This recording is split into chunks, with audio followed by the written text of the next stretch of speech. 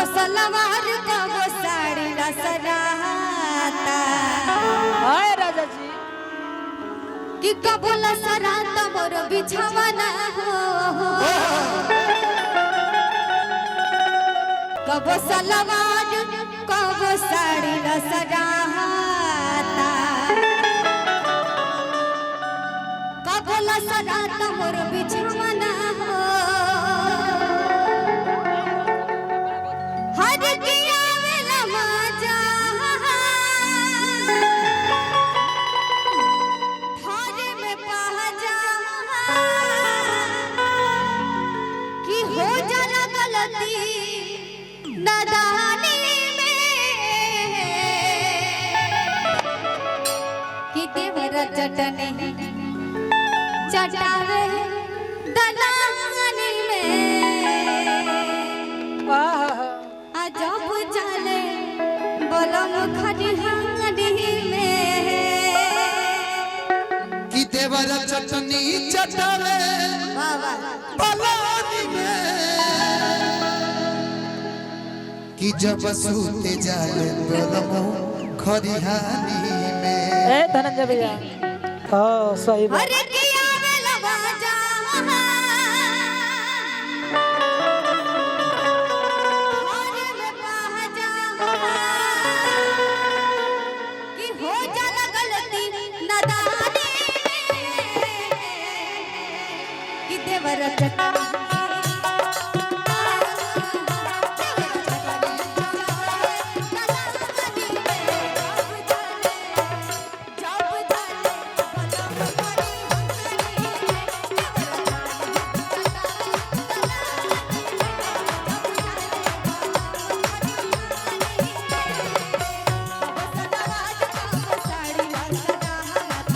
कबो सलवार कबो साड़ी लसराता कबो सलवार कबो साड़ी लसराता कबो लसराता मोर बिछावना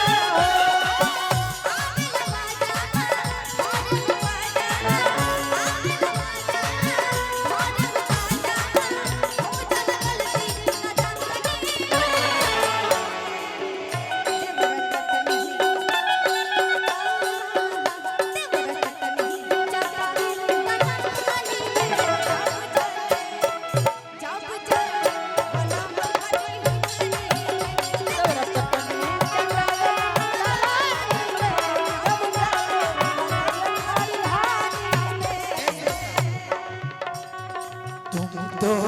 धोखेबाज हो वादा करके भूल जाते हो तुम तो धोखेबाज हो वादा करके भूल जाते हो रोज रोज तुम ऐसा करोगे हम जो रूठ जाएंगे तो बात बोलोगे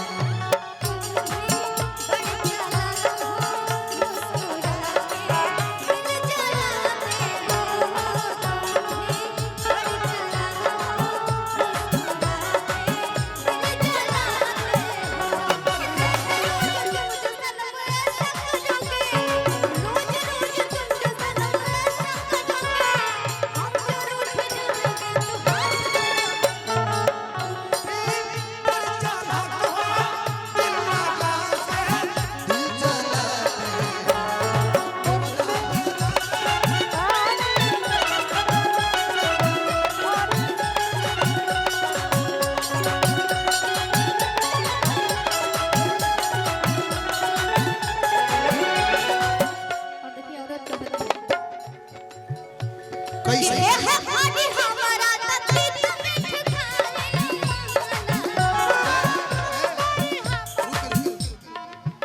तीत मीठ खाइल माने में कोनो बात बा तो खट्टा खाए सुनो सुनो तीत मीठ नहीं खाए के मन आम लिया दी हां लंगड़ा है आम आम लंगड़ा आम देखो तीत मीठ खाए के मन नहीं करत हाँ। तो लंगड़ा आम कबो कबो तूर के लिया तनी कांचा खाइल करो के आ वही के खाइल करो चटनी पीस के चटनी पीस के बड़ी फायदा करी कि ये है घरी हमारा तत्व में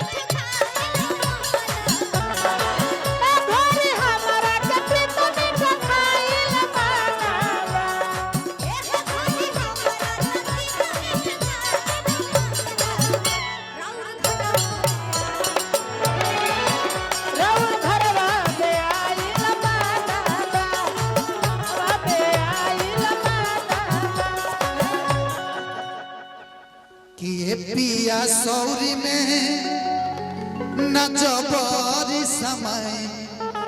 कि अब ही न होई कौन चीज प्यार प्यार कौन वाला कि तेलंस बदे जानी छुई अब ही न होई। अच्छा लइका बनी तू तो कोपर छोड़ देल बड़ा मन लइका थोड़ी बड़ा कोपड़ बड़ा हां वो खा गेल बड़ा ये घोजी हमरा तती मीठ खाई